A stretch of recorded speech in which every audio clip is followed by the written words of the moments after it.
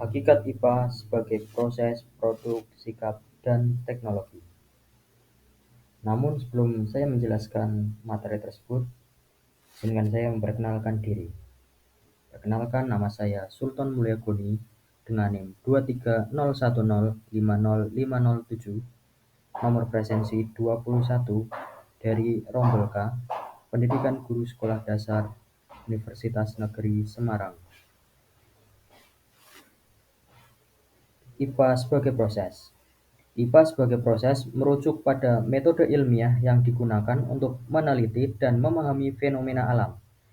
Proses ini melibatkan langkah-langkah seperti mengamati, merumuskan pertanyaan, membuat hipotesis, melakukan percobaan, mengumpulkan data, hingga menarik kesimpulan. Misalnya, siswa mengamati pertumbuhan tanaman kacang hijau, lalu mencatat perubahan setiap hari. Proses ini mengajarkan siswa cara berpikir kritis, sistematis, dan berdasarkan bukti. Selanjutnya, IPA sebagai produk. IPA sebagai produk adalah kumpulan pengetahuan yang telah ditemukan melalui proses ilmiah. Produk ini berupa fakta, konsep, prinsip, teori, dan hukum. Contoh fakta, yaitu air membeku pada 0 derajat Celcius.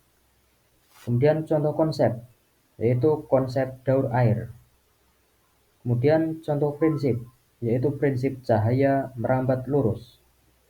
Kemudian contoh teori, yaitu contohnya teori evolusi. Dan terakhir contoh hukum, yaitu contohnya hukum Newton tentang gerak. Produk IPA membantu manusia memahami dan menjelaskan fenomena alam. Selanjutnya, IPA sebagai sikap. IPA sebagai sikap mengacu pada nilai-nilai yang ditanamkan dalam proses ilmiah, seperti rasa ingin tahu, kejujuran, ketekunan, kerjasama, dan terbuka terhadap pendapat atau bukti baru. Contoh dalam kelas, siswa bersikap jujur ketika melaporkan hasil percobaan, meskipun tidak sesuai dengan harapan. Sikap ini penting untuk membentuk karakter ilmiah yang bertanggung jawab dan berpikir terbuka. Kemudian yang terakhir yaitu IPA sebagai teknologi. IPA sebagai teknologi adalah penerapan pengetahuan ilmiah untuk menciptakan alat, sistem, atau metode yang mempermudah kehidupan manusia. Teknologi berasal dari hasil pengembangan ilmu pengetahuan. Contoh hasil teknologi yaitu yang pertama, termometer digital, yaitu hasil dari penelitian suhu dan panas.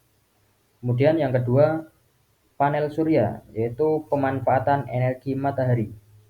Kemudian yang ketiga yaitu mikroskop, yaitu hasil dari kebutuhan melihat benda mikroskopis.